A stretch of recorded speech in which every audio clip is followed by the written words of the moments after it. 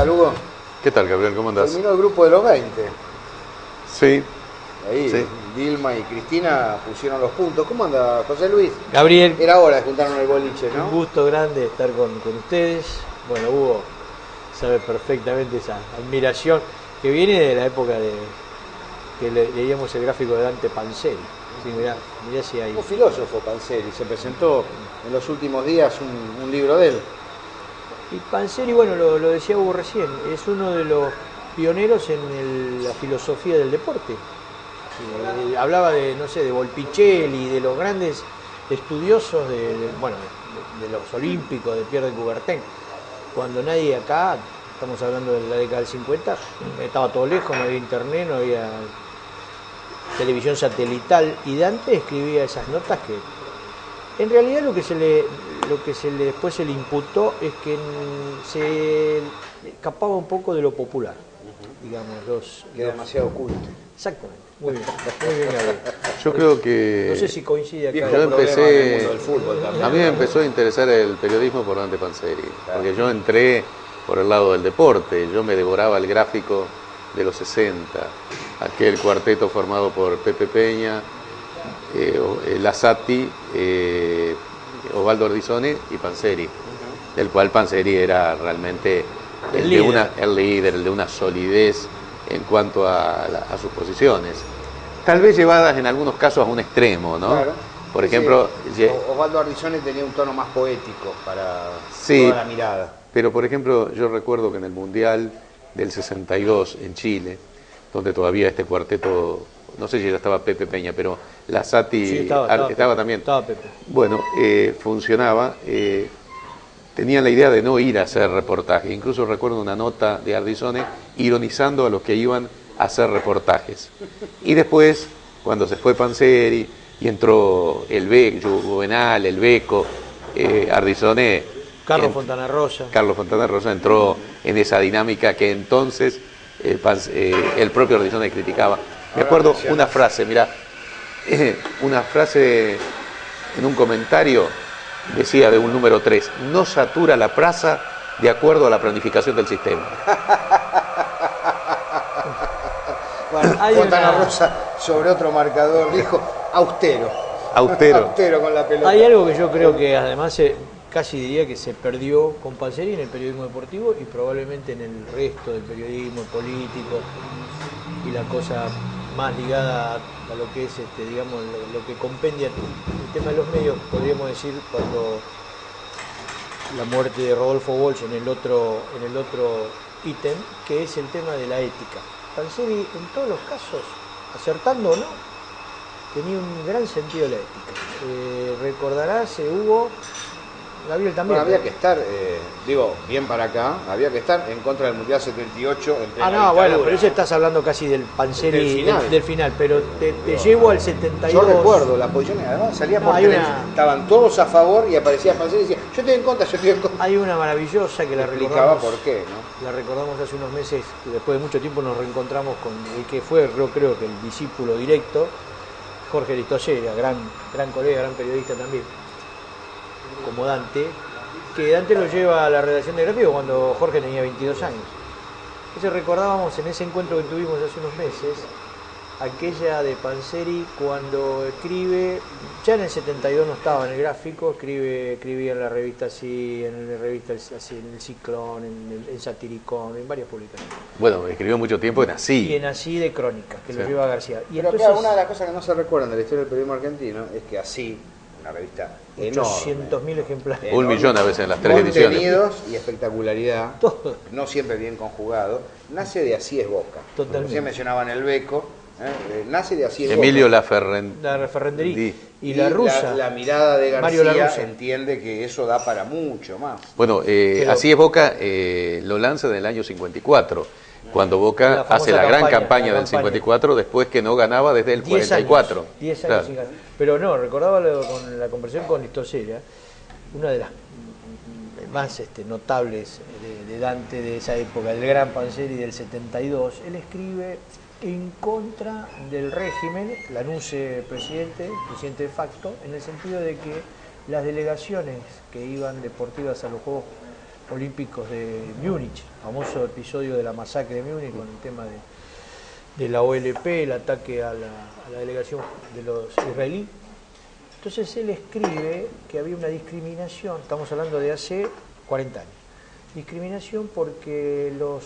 ¿Festejaron la derrota de Gimnasia? Sí. Los deportistas... Es cortado esto, ¿no? Los deportistas de élite, o sea, por ejemplo, los que iban en el polo, equitación... También que no le decimos nada. Yo te estoy escuchando. Sobre todo hacía hincapié en el tema de la equitación. Viajaban en primera, recordemos que en los Juegos Olímpicos se viajaba en barco, tardaban 20 días, las delegaciones, el famoso viaje de los Olímpicos del 48 a Londres, con los ciclistas y con Delfo Cabrera viajando en la base del barco, casi con la tripulación. Panzeri reclamó a través de sus notas que se repetía lo del 48, que había una élite, entonces hay una crítica. ¿Qué pasó ahí? El secretario de Deporte de la Nación era un coronel del ejército, hombre cercano a la NUCE, de doble apellido compuesto, Siley Hernández. Y le manda padrinos a la casa de Panzeri y lo desafía a un duelo.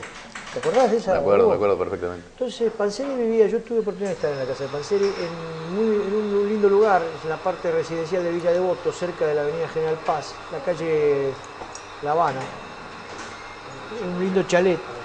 Y van los enviados de Silvia Hernández, esto pudo haber sido junio del 72 por ahí. Y Panzeri los hace pasar, estaba la esposa de la mujer de Panzeri italiana, él la había conocido y se enamoró de esa mujer en aquel viaje de la delegación argentina en el 61, la gira por Europa. Portugal, España, Sí, Checoslovaquia y la Unión Soviética. Muy bien preso. Algunos de esos países hoy en crisis. Excelente. Ahí se conoce, después siguió el romance, cartas, otros viajes. Finalmente ella se vino acá, muy enamorada adelante, tuvieron 2 hijos grandes ahora. Estuvieron en la presentación del libro. Estuvieron en la presentación del libro. Entonces, ¿qué hace Panzeri? Los hace pasar, un caballero el hombre, los hace sentar. Les va a convidar a la señora a café y los padrinos de pie no podían ni café, ni agua, ni nada. Y el mensaje era que Panzeri tenía que elegir armas. Es más, en los años previos había habido alguna de estas escaramuzas. ¿Recuerdan aquella historia de... Bueno, lo de Jaureche anterior, pero Galeano con Izar Rojas en el 58, hubo algunos casos de duelos. Entonces Panzeri dice, bueno, si no hay otra salida, porque en realidad lo que yo hice, dígale al coronel que acepto el reto. ¿En el Luna Par era? Famosa historia, le desafía, el Luna Par.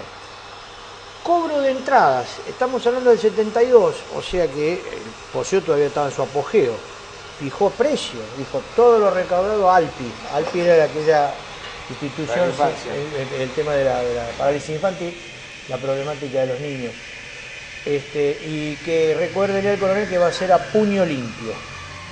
Panzeri, yo no sé si ustedes se acuerdan, Panzeri 1,80 m y una buena contextura física. No había fotos, por entonces no había fotos de Silvia Hernández. Nunca más se supo de Silvia Hernández. Está todavía corriendo por la avenida. Nunca más se supo. Y eso que estaba en contra del boxeo. Y estaba en contra del boxeo. Hay una situación a nivel internacional, recién mencionaban países ustedes que no quería dejar pasar ahí en la mesa. Vilma y Cristina se plantaron, ¿no? Hacía rato que no había desde el sur una voz tan homogénea, además diciéndole no solamente esto es lo que estamos haciendo, sino respetuosamente esto deberían hacerlo ustedes, porque se ratificaron los planes de ajuste en Grecia, se canaliza recursos hacia los bancos en España. Hay una ratificación de Alemania acerca de la necesidad de tener una política fiscalista. Yo sentí un moderado orgullo nacional latinoamericano cuando escuché a las dos presidentas referirse al mundo con un mensaje nacional popular, como lo entendemos nosotros, productivo, generador de empleo. Me parece importante ese momento, ¿no? Y además, sí, realmente es un momento trascendente, como fueron todo el CELAC, el Mercosur, la CELAC, bueno, todo lo que se ha creado en estos últimos años. Pero es interesante señalar la tergiversación del lenguaje. Cuando ahora se habla de rescate, en el lenguaje cotidiano el rescate es aquel que se paga por alguien que ha sido secuestrado. En cambio, en el lenguaje económico, el rescate es lo que paga un país secuestrado por los secuestradores, es decir, no lo vienen a liberar con el rescate. Los bancos que generaron el problema son los que reciben el dinero, dinero, de las claro. sociedades que padecen el problema que generaron los bancos. Pero además, por ejemplo, el ministro de Economía de España es de Lehman Brothers, y Lehman Brothers tiene 20 ejecutivos de Bankia, vienen de Lehman Brothers, son especialistas en quiebras y fundiciones, y sin embargo ellos aparecen como creadores del salvataje. Los dos partidos que han ganado, los dos principales el primero y el tercero, Nueva Democracia y PASOK en Grecia, son los que han creado el problema en alianza con las finanzas internacionales. Bueno, como si en la Argentina se le diera ahora la posibilidad a la Fundación Mediterránea de llevar adelante el tema de la economía, ¿no? Y hay una curiosidad a partir de lo que estabas diciendo vos, Gabriel, de la importancia de las dos mandatarias, las dos jefas de Estado, que es que en Europa, digamos, la trascendencia que tiene la Merkel. La otra mujer en juego, claro, en el grupo de los 20, claro. Tres mujeres que si uno analiza hacia atrás, era casi impensado, digamos. Merkel, ¿no? cuando hubo cambio, estaba en el banco, salió Margaret Thatcher y entró Merkel. Sí. Puesto por puesto. Casi te diría que es el formato, ¿no? Por la dureza y el estilo. Bueno, viene de la otra Alemania, claro. digamos, ¿no? Esa es de las películas. Esa salió de una película. Bueno, está la gran película esa de Goodbye. Goodbye Lenin. Extraordinaria película. Te hace llorar esa película. Es extraordinaria. Porque recuerda con emoción los propios logros. Ahora, ¿por qué si está esa situación, está ese mensaje, adentro del país tenemos estas dificultades con el sindicalismo? No digo con los opositores que están de algún modo en contra del proyecto, porque son liberales y quieren otro modelo. Pero evidentemente no hay que cegarse ni negar una realidad. Hay sectores sindicales que siguen protestando.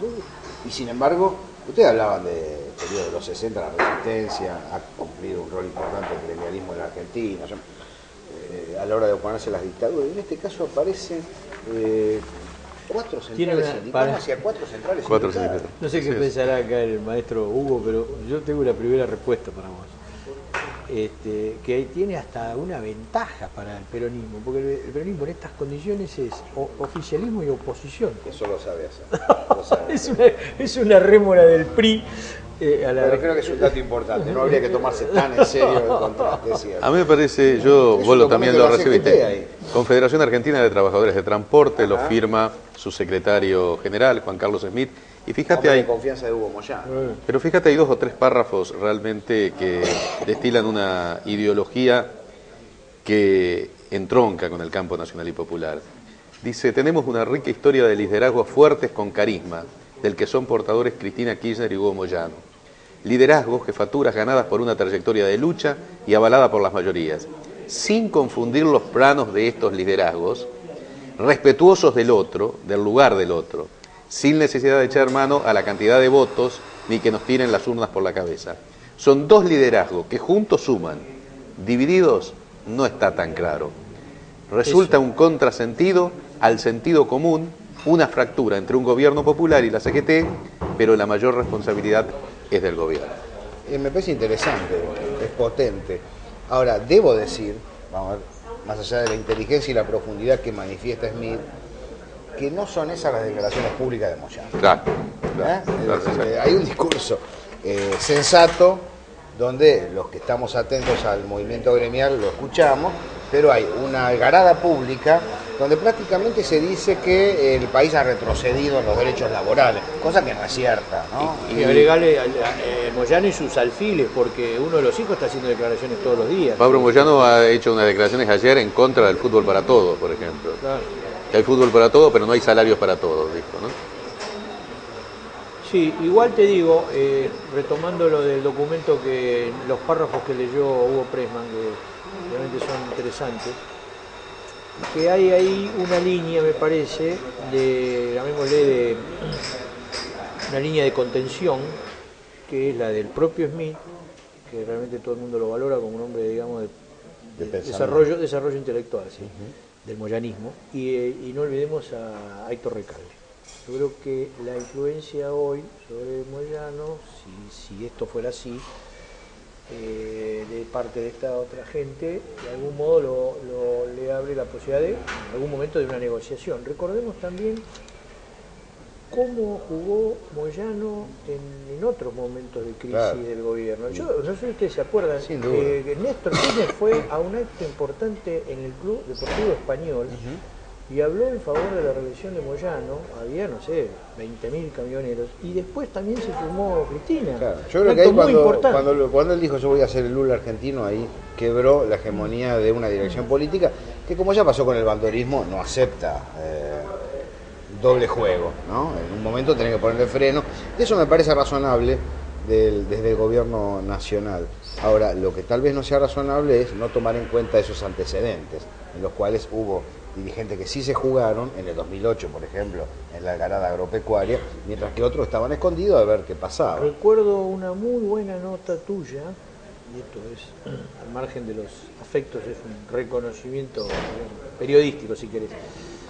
Cuando se desató la crisis este entredicho entre Cristina y Moyano, ya por diciembre, el tema del acto de Huracán, vos escribiste algo muy interesante que decía, ojo, algo así: sin movimiento obrero no hay proyecto, no hay modelo nacional.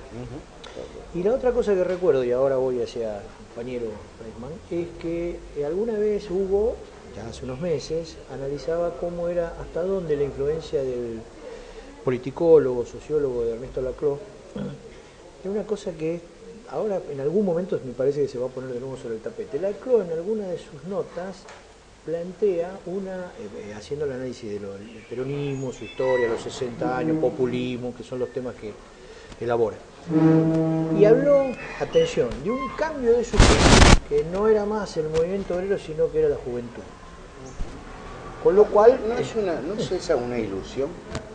No sé, es la que cada tanto se da, los jóvenes... En realidad, el gran logro de esta época es que los jóvenes marchan juntos con los sindicatos, que es lo que se ha logrado en porque te acordás que en otro momento, cuando venía la juventud y venía el pum pum... En el año 73, claro, es como entran los equipos a la cancha, ¿viste? Pero relevar el sujeto, y siempre se encuentra otro sujeto, pero los trabajadores me parece que son irreemplazables. No. Yo me parece que sin trabajadores.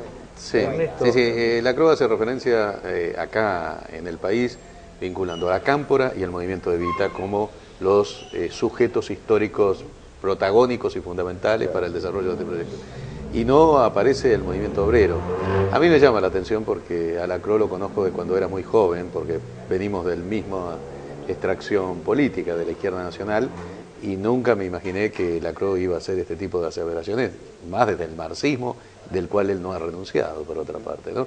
Es decir, no es que la Cámpora y las organizaciones sociales no está mal. Bueno, ahora, desplazar el sujeto histórico me parece que es una apreciación sujeta a una prueba histórica que creo que lamentablemente comprobaría de que está en un error, ¿no? En todo caso, además, los trabajadores necesitan estar juntos para poder presionar con energía cuando necesitan un aumento de salario, frenar...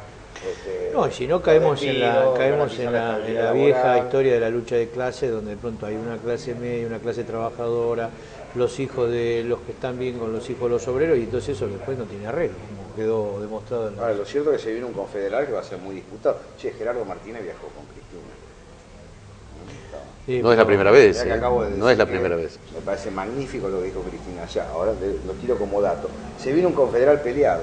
Peleado porque está el moyanismo, el antimoyanismo, pero además hay una enorme cantidad de sindicatos en el medio que no tienen definición, que apoyan al gobierno, que reivindican la historia de Moyano, pero que respaldan al gobierno y no aceptan críticas de esa naturaleza. Se va a venir difícil. La primera condición para respetar a un dirigente sindical es que defienda a los que representan. Y Moyano, en ese aspecto, ha defendido siempre a los que representan. No es el caso precisamente de Martínez. No solamente por la forma que no ha defendido a quienes representan, sino eso que apareció de que formó parte del Batallón 601. En un gobierno que ha hecho de los derechos humanos uno de sus ejes centrales, abrazarse con Martínez no me parece que sea el camino más adecuado. ¿Y Caló y Piñanelli puede representar un beneficio para el trabajador en este momento? Lo que sí es cierto es que la mesa chica de Moyano era muy limitada, tenías canillitas, tenías dragado, tenías camioneros, tenías gremios industriales. Acá aparecen... Técnicamente, ¿cómo es? ¿Voto secreto? Es voto secreto de los congresales, de los congresales. Trabajador directo. Hay una crítica que yo siempre le he formulado a Moyano, que es que siempre lo vi, más allá que era secretario general de la CGT, como secretario general de los camioneros. Es decir, nunca lo pude visualizar como el secretario general de todos los trabajadores. Él nunca dejó de ser eso y parcialmente representaba. Por eso seguramente no pudo sumar más organizaciones pero eso a la CGT. Hubo, si me permitís, es muy del peronismo. Acordate lo que era con la UOM en los 70, o sea, la UOM era como un equipo grande, y vos decías el gremio del Mosaico y parecía un club de la B. Entonces estamos hablando de... Pero detrás de la UOM se alineaban todos los sindicatos de peso. Pero es cierto que Ubaldini desde Cerveceros lideró la CGT. Sí, pero ahí no tenía ningún peso Ubaldini y sí representó a la CGT. Vos cuando no era el secretario de los cerveceros, era el secretario general de la CGT. Parecido. Bueno, también está la historia de que Lorenzo Miguel jugando a las cartas con Diego Ibáñez y en el momento que estaba todo trabado, Triaca y Cavalieri por un lado, CGT Brasil y todo, dijo, y si lo vamos a buscar a este muchacho, el cervecero, que está bien visto. O sea, era Ubaldini, pero los que mandaban eran Lorenzo y Diego Ibáñez. Creo que la defensa del trabajador es imprescindible para liderar lo que sea. Ahora, acá el riesgo son las alianzas, porque cuando hablábamos con los sindicatos que están despegándose de Moyano, después de haberlo acompañado, nos decían, si vos estás con Micheli, CTA opositora, y con la Federación Agraria, ahí le estás dando aire a un sector que quiere romper lo mejor de este periodo, ¿no? Me olvidé de hacerte una pregunta, Gabriel. ¿Nadie sabe nada de la vida de Artemio López? Artemio estaba invitado, ¿no? Hoy habíamos quedado, pero creo que... Que está en Arsenal, creo Inglaterra. Que un Arsenal de abrazo por el Día del Padre. Acá cerca de casa ahí tenemos el Padelay en lucha, ¿no? El patronato. Así que les deseo lo mejor a todos mis amigos. Sin palabras. ¿Sos optimista? Breve. Sin palabras. Con River, con este River es muy Sin difícil. palabras, ser no optimista. hay palabras. Hay ambulancias, hay emergencias médicas, no hay palabras.